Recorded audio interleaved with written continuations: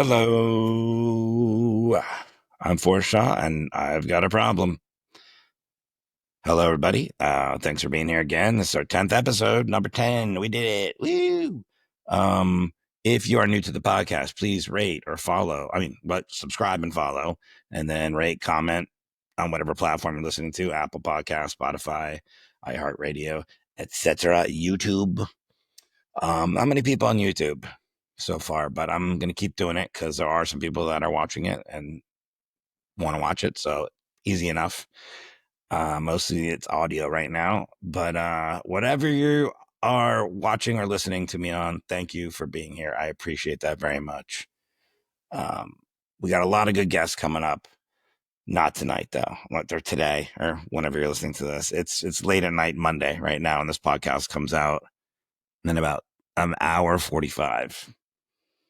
And I don't have guests. I knew that earlier today. I didn't have a guest. They had to back out for a legit reason. Even if it wasn't a legit reason, it's people are doing this for free. So I'm always happy for them to give their time. So this is gonna be the first podcast that I do by myself. So it's probably gonna be about 10 minutes long. We'll go as long as we're gonna go as long as until I think that this is boring. And if I was listening to this, I would turn it off, which might have already occurred. We might have already hit that threshold in minute 30 in. So sayonara, goodbye. I'm not doing any of the segments tonight. I'm not going to do any of the I've got another problem. I guess that's the only segment I have. And I'm still looking for someone to write some new theme music. I'll gladly keep this theme music, but I don't think anybody likes it. Go to foreshaw.net for upcoming shows. I've got a show in Victoria coming up next week, Canada, and 2 shows one night.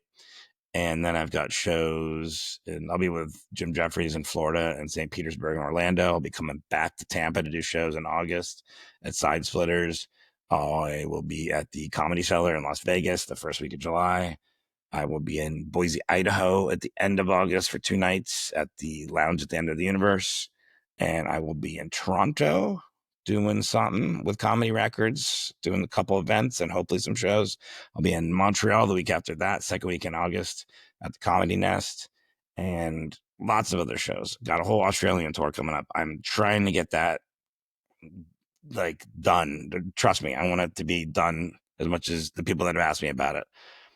So that's going to be the month of October. And then I got a ton of dates in Florida in November, December. So come out to one of those dates, please, and see me live. Keep me alive. Keep comedy alive. As far as this podcast goes, I did a podcast today, and I did Justin Martindale's podcast, good friend of mine, and I used to tour with him with Jim. He used to be one of the openers with Jim Jeffries. And I guess he didn't know that I was a gambling addict, or maybe he did, but he didn't really know the depths of it. So we talked a little bit about it, but it did make me think of a few things just kind of randomly. One of them was about being happy.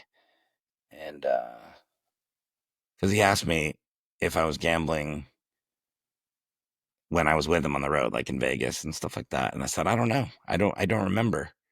I mean, I've gambled on and off, for the last, since 2010, when I quit my day job. And then in 2013, when I moved to LA, I've had sporadic times of gambling and not gambling. When I first moved to LA, I gambled a lot, wasted all my money, took money from my mom, and dealt with all the fallout from that. The fallout, trust issues, and just feeling like shit for doing that. Then didn't gamble for a while, and then I gambled again, and then stopped. Then my mom passed away. I had a little bit of money, gambled a lot of that. And it made me think about happiness. And that's what I've been thinking a lot about the rest of today, was why am I gambling? Because that wasn't asked to me today. It's just something that I've always ignored. because I've always been like, it doesn't matter why I gambled, it just matters that I'm not gambling. But if I'm not gambling, then it should matter.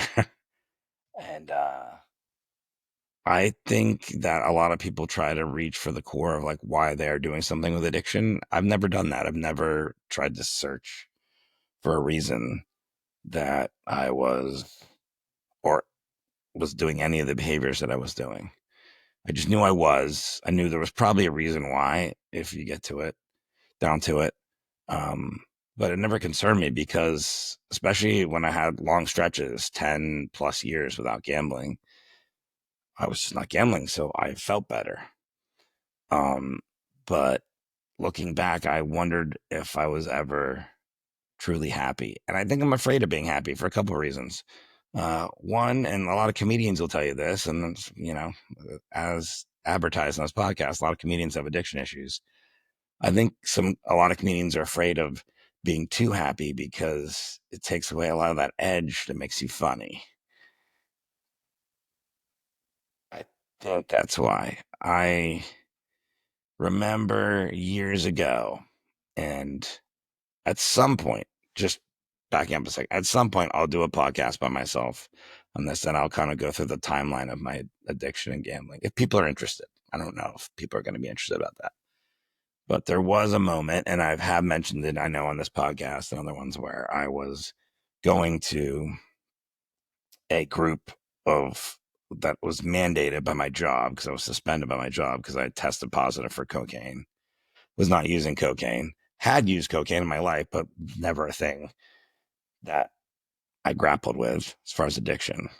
But they made me go to these meetings with cocaine addicts, and I had to sit there and just talk about gambling because that's what the guy that led the meetings told me to do. He goes, "You're clearly not a cocaine addict, but just talk about gambling addiction." It was just really annoying to everybody else. But one thing I always remember from going to those meetings is he said, sarcasm is a form of anger. And I remember him saying that. And I remember not wanting to believe that because sarcasm is a huge part of my comedy and a lot of comedians. And he had a couple of things about anger on the board. He said one thing, depression is anger internalized. That makes sense. Internalizing anger leads to you becoming sad or, you know, down. But then the sarcasm as a form of anger, I don't know why he put that up there. That just bothered me because I was a comic then. I mean, this is years ago. This is 15, 16 years ago. So, no, maybe like 18 years ago. And you know what? I was probably just kind of just above an open mic comic. So I wasn't really making a ton of money yet from comedy, but I knew I wanted to. And so just reading that, I was like, well, fuck that. Sarcasm is a form of anger. I was getting angry about that. But it popped back in my head today because I was like, I don't know if I have been truly happy for a long time.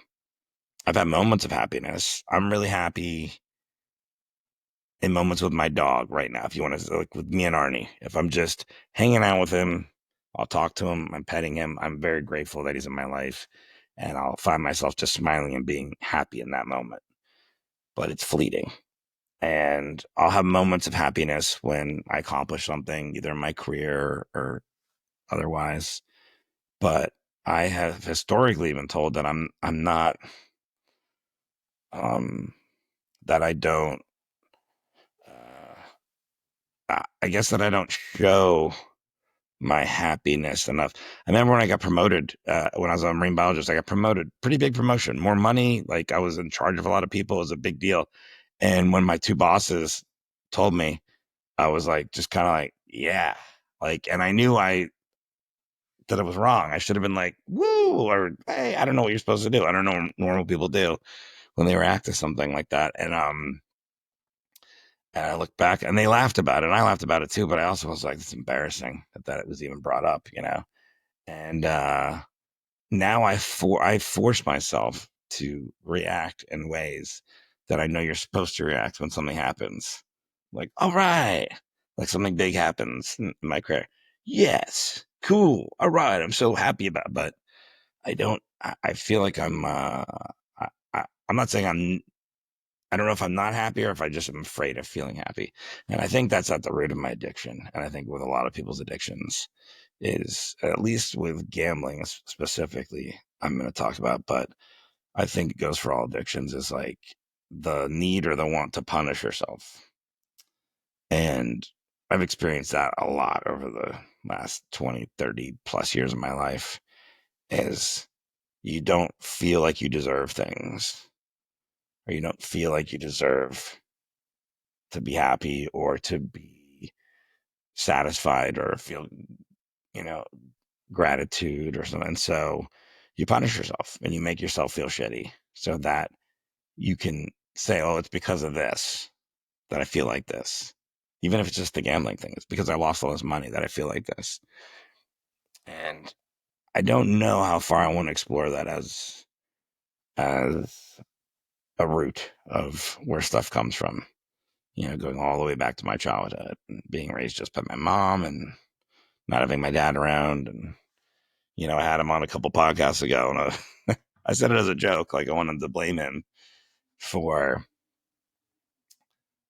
gambling to car backfiring. If you can, I don't know if you guys can even hear that on air. It sounds like gunshots. Um, Great neighborhood. But I did kind of want to blame him. Like, I was really hoping. He was like, I had a really bad gambling problem, and I've been like, here we go, genetics, my dad. But doesn't sound like to me he had a bad gambling problem. By the way, I edited some of what he said. I don't know if you're listening, Slayton, but I he said something like about water skiing and highlight and stuff, and I don't know where you were going with that, but it still didn't really apply to me. So, hey, anyways, getting back to what I was saying about happiness, I think that is a big part of, at least with my addiction, is not thinking I deserve to be happy. And so I'm going to punish myself and make sure that I'm not happy. And I'm going to continue to do that over and over. And it's not even a thing that I share with other people. Like, I want like some sort of drama queen type thing where I want people to know, oh, I feel like shit today. Yeah, like I'm not happy. I don't even really try to share that with people. I just internalize it. And thus the comedian is born, Sarcasm. Um, But then I was looking at my hacks. I don't even know how sarcastic I am. I guess, join the conversation. Let me know if you think I'm sarcastic or just dry. I feel like I'm more dry. I don't know. You can be dry and sarcastic. Um, so that's part of my fear. Maybe that's part of it too. It's like, man, if I decide that I'm never, ever going to gamble again, and I decide that I want to be happy, is that going to affect my job as a comic? I'll tell you what, though. I mean, there are worse fates, though, than not being a comedian. So I don't know what I would do. I wouldn't go back to biology. Maybe. Am I too old to be a biologist? Is that a young person's game? I have no fucking clue. I'm too old to go out on boats and scuba dive, I'll tell you that much. Get in the water. I had my commendation around here somewhere from when I saved the guy. I was gonna read that, but I think I might have put that back in storage. I'm looking around the room. I'm literally leaving this place in 2 days, so like everything's out. I'll find it in storage and I'll read it. Um, Saved the guy's life. Not a big deal. Um, I don't know how much I did, honestly, in saving his life. I was just part of the crew, so they give the commendation to everyone. But I was with this guy, Joe Hibbler, and Leanne Welch, two people I used to work with, comedians, biologists. And I feel like Joe did a lot. He picked them up off the bottom and did some Heimlich stuff. I kind of was just like pointed and pulled him on the boat and made him sit up. Instead, he wanted to lie down because he could breathe better, and I made him sit up. So probably helped him. Um, but I was reading that today, and even that, I was like, I remember in the house I used to live in a couple years ago, I've never hung that up, this commendation, because I thought like it was, I don't know. not stupid, but like weird to hang up and be like it was like bragging or something that even though it was something that I did, and I should be proud that I was a part of that, no matter how small a part I played in it. So I hung it up um, in the guest bathroom, where if you close the door and you're taking a shit, or if you're a woman taking a piss, it was like right there at eye level, and you could just read it. And so people would come to my house and they'd sit down and they'd read the story of what happened. That's basically what the story of what happened. And they come out and be like, "Oh my god, you like completely sincerely, you helped save someone's life." And I was like, "Yeah, wasn't it funny? Because you're taking a shit or a piss." And I don't think anyone ever laughed. And I don't know if that's where my brain's at. That I'm like, that's what I was gonna do with that framed commendation from the mayor of Miami, city of Miami, or Miami-Dade County. I don't remember. It's two different mayors. And it is funny that nobody else came out of that thinking that was funny. They're just like, "Oh wow, you should be proud of yourself." I was like, "Whatever, you know." Um, yeah, I put that back in storage. But I think that's like a microcosm of the way my brain thinks, and that makes me think about that sarcasm. Like, yeah, uh, is a form of anger. So I thought a lot about that today, and I was like, "Is my whole life about anger?" No. So that's something to think about. Put a pin in that. You know, decide if I want to really get happy or not. Because I don't know if people listening to this, is anyone out there? If anyone listening to this, the people that are downloading this each week and listening to this, if you are truly happy, I want you to write me an email, please. And by the way, anyone here can write me an email, Forrest with 2 R's at forestshaw.net. Feel free to write anything you want. Questions, if you have questions about that you want to ask me or get on the air and we can get that done. I can answer them, or it could be a question that I ask guests. If you have a comment, I've had some people send in emails. You can find on my website too. There's a contact form, but if you want to just skip that whole process, just go Forrest at forestshow.net and send me emails. But if there's anybody out there listening that's truly happy, I'd love to hear from you. What is that like? I feel like that would be almost. It would feel artificial to me at this point. And I'm getting older, so maybe it's something I need to really explore. Maybe it's what I'm missing. And who knows? Maybe my comedy gets better. Maybe I'm happy, and yet I can still be sarcastic or at least funny. Would be interesting. But I think that is probably a running theme with addicts, and I believe that will be. I have a whole list of questions, and I don't really stick to them all that much. If you guys have been listening, I kind of let it flow now. But are you happy? I'm going to ask. Are you happy? Have you always been happy? No, I'm not going to ask, have you always been happy? It's ridiculous. You're an addict. They have addicts on. Of course they're not. But are you happy now? And if not, are you trying to get to that point? So we'll see. I have some really good guests coming up. By the way, the next episode I have first gambling addict on. Very excited about that. I don't know this person. I was recommended to me as a comedian, another friend, another comic. I think Dave Yates, the last guest I had, I think he recommended him to me. So very excited about that, to talk to someone about gambling. I've seen some other gambling addicts that have TikTok accounts and podcasts and stuff. I don't know if right now I'm kind of enjoying the fact that I have comics on, and not just because we can laugh about some things on there, and it's not always laughing, but we have some jokes. I just feel like it's hard to find people that are able to open up about addiction that aren't comics. Um, Dean was an actor, but still, I just find that that's who is vibing with me right now. So we'll see. I'm happy to have other people on. I have a couple other guests lined up that are doctors that are not addicts but study addiction. Um, there's another one there's a study they're doing with mushrooms that might cure gambling. Whew. How awesome would that be? Just jam some mushrooms in your face and say, this is because I'm trying to get better, which I do believe that, especially after the other podcasts I've done where we did episodes on psychedelics, that psychedelics can definitely help you with, especially natural ones like mushrooms can help you with your mental well-being. I know ayahuasca is the list is long of people that have done that and said it's helped, and they have said it's helped them. So I'm looking forward to all those guests on there. How long have we been doing this? 20 minutes. That's pretty good. It's not easy to talk by yourself, especially about shit like this. So, I have had a couple questions. I want to put that out there so people don't think that I'm ignoring them. By the way, I had one phone call. To be fair, I mentioned I have no phone calls. I had one phone call, and there was a voicemail, but nothing was on the voicemail. So if that was you, call back and try again.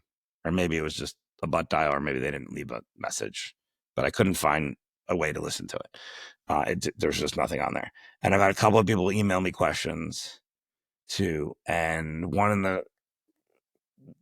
twice people asked me how much I've lost gambling total in my life, and what were my biggest losses and stuff like that. And I feel like that's kind of like addiction porn for people, like they want to know these stats and like, these kind of, whoa, holy shit, or something like that. I mean, because it's got to be that. Otherwise, if I tell you some number like $500, then doesn't even sound like you're questioning this whole podcast. I thought about it a lot, whether I would. Okay, first of all, I don't even know the number. Years when I've been gambling, it has to go on my taxes because, well, let me back this up. When I was just gambling on sports and I was putting in bets through bookies and just bookies, just making a phone call to some person, not a legitimate or quote unquote legitimate sites that you can do it now, or casinos.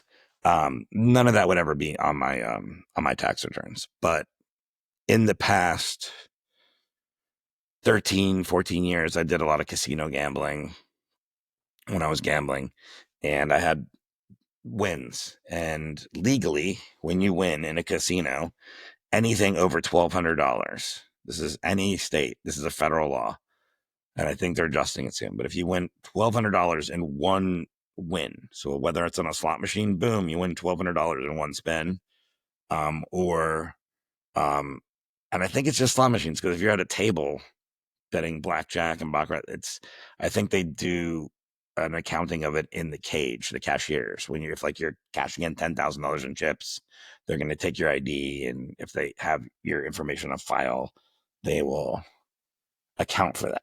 But if you get a win on the slot machines of anything over $1,200, it gets reported to the IRS.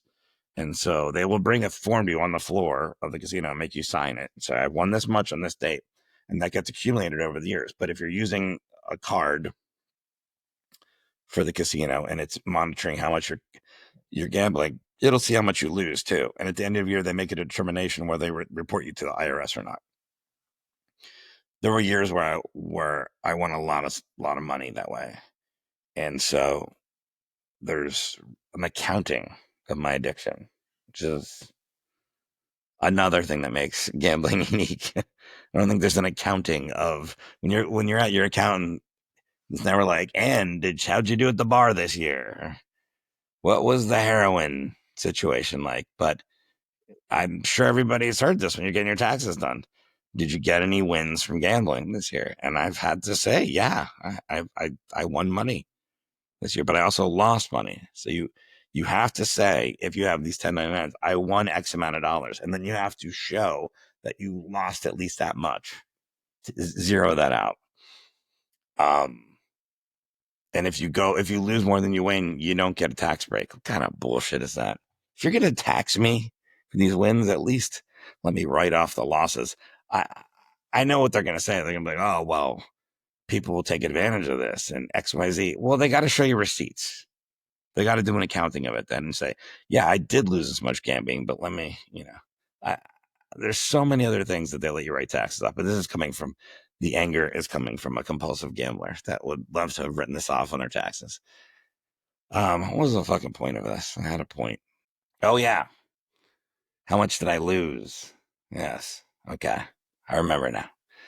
Um, so I don't know the exact number. I can go back and look at tax returns, and I can see winnings and losses on years when I was gambling. Um, but that doesn't really show the true amount. There's a lot that's like kind of hidden that you don't see. I used to keep spreadsheets because I'm OCD of everything I've lost and won. So there are years I can go back and see that when I was gambling, which like how depressing is that? Okay. I kept track of my addiction. That's how you know you got a problem with OCD. Like just I gotta keep everything documented and stuff. Like I have spreadsheets still on my computer that it's like under gambling losses, under taxes or something, and it's like I was at this casino, I spent this much and this bookie, and it's like I always remember when when you see those movies and people get like done up like Al Capone for tax evasion and people that go to prison for some sort of financial crimes, but they've kept like all the records. And like, what the fuck are they keeping the records for? I'm like, yeah, because they have issues like me. They're like, I got to keep track of everything so that if the government came in, I mean, I'm not going to prison for it, but it's just weird that I would do that. So I am tiptoeing around the answer, but I really don't know the answer because I've gambled so much over such a long period of time, and I've won a bunch too. You don't always lose. You win a bunch too, and then you lose that what you've won. Sometimes you just straight lose, but other times you win a bunch, and then eventually you'll lose that because that's not real money. That's not real money to pay bills and or to go on vacation with, or to buy groceries with, or to get something for someone that you love, a nice gift. Or that's not what that money's for. That money's for gambling. That is just fuel to gamble. So I've had bags filled with money before that I could have done all sorts of good things with. And I was like, well, that's not what that's for. That's so I can just keep this addiction going. Because if I go a couple days without gambling, when I'm in the throes and of the addiction, I'm really fucking gambling. It's like, got to get out there. Got to get that feeling going in my body. So the answer is I've probably lost millions, but I've probably won millions too. And that's the without getting into the accounting of it. Millions. I just want to make that clear because, um, and that's I think that's a good way of at least answering that question without making it into this like porn, like I said, for lack of a better word. Like, because I don't know the exact amount, but I have spent enough time watching sporting events that I've gambled on live and on TV, and sometimes just the ticker when I couldn't find it on TV. I spent enough time at casinos and other bullshit places that any place you can gamble, just hours that are turned to days and months of my life gambling. And I've done that by gambling millions of dollars. I've won millions and I've lost millions though. So just that hopefully satisfies some of that itch for you. And biggest bet, smallest bet, I don't know. Um I don't again, I don't know exactly what they'd be. I know there are days where I've won significantly more than I was earning in a year at the particular job I had. So I'm keeping it vague, but whatever job you have, you know, it's relative anyways. But whatever job you have, however much you earn a year, there were days where I've won way more than that. And there are days where I lost more than that. And that is not a good way to live. I don't know what physiologically is going on in your body. I'm going to have some guests on to talk about that, but it can't be healthy for you. Um, and I am a picture of health. Uh, so those are answers to those two questions. And then I think another question somebody asked me because I've talked about it a little bit at the end of it. I always give out suicide hotline numbers and crisis hotline numbers and stuff. And people ask me why I'm doing that, and it's because I don't think anyone is listening to this podcast and waiting to the end to like got to get those numbers. What the hell does that sound? Somebody's I don't know. There's like moaning going out my window. I'm only saying that in case you can hear that. It's kind of gone away now. Back to suicide. I only give out those numbers just to kind of bring it up because, I don't think it gets talked a lot about. On social media, you're not even allowed to say it. Everyone has to say unalived. And now I think they flagged that word, unalived, as a word you can't say. Maybe I'll make this a clip and see if it even gets on there. I just think that people don't talk about it enough. They only talk about it when somebody commits suicide. And uh and then they're like, oh, reach out to your friends, this and that, whatever. But I think there's a lot of people with addiction issues that think about it a lot. And I think I bring it up at the end, not for those numbers, but just to like put it out there like, hey, like, let's bring up the topic. And if this is something that's maybe not flashing in your head right now, but a week from now and you happen to listen to the podcast, then there's a way to contact somebody. There's, whether it's that Wikipedia page or you Google it, you got a phone with a computer on there. Everyone has access, for the most part, everyone has access to find someone to help, and that's why I say that. So, because there's times in my life, like I look back and I know I thought about suicide, but if I'm being honest, I don't think I was close to that, that, for lack of a better word, like pulling the trigger. I don't know. I wouldn't have done it that way, but that wasn't even a way I was thinking about it. But, it crosses your mind. And if it's crossing your mind at all, even in the slightest bit, you should talk to somebody about it. Because if you call one of those lines, Christ lines, they're not going to blow you off. If you're like, you know what? Now that I think about it, I'm cool. I just was feeling shitty earlier. No one's going to make you feel like shit on there. They're going to be there to talk to you and help you. And nothing bad will happen from that. You're not wasting their time. You're not wasting your time unless you're pranking them, which I don't think anyone's going to do. So that's why I give out those numbers. Somebody asked me that as well. I don't remember what the other questions were. I should have put those together because I didn't think I was going to be doing an episode where I was like, I'll answer some questions. But I think we've done pretty good here by myself. So I think I'm going to tap out for this episode. Been rambling on. I have no clue if this was even good, useful. I don't know how long people stayed listening to this. I don't think it was very fun. I try to have a little bit of fun with the podcast, but I guess we don't always have to do that. If you want to have real fun, go to foreshaw.net. Come out and see a live show. Yip, yip, yip. I'm out of frame now. Okay, go there. Yeah. It's good exercise. I don't know how these guys, who does them? Bill Burr does one by himself. Just talks to the mic. I think he talks about topics and stuff. He sees an article. I don't know. I'm friends with him, and I don't think I've listened to his podcast, unfortunately, but I think he's going to do okay without me listening. I don't not think that. I know I haven't listened to a full episode of it. I've listened to a couple of clips when people told me he was talking about me. Full disclosure. How vain is that? Someone let me be like, he said something about you. Let me find the fucking spot on there. He seems to do well by it. Am I going to get those kind of numbers? I don't know. I won't be doing ads. I'll tell you that much.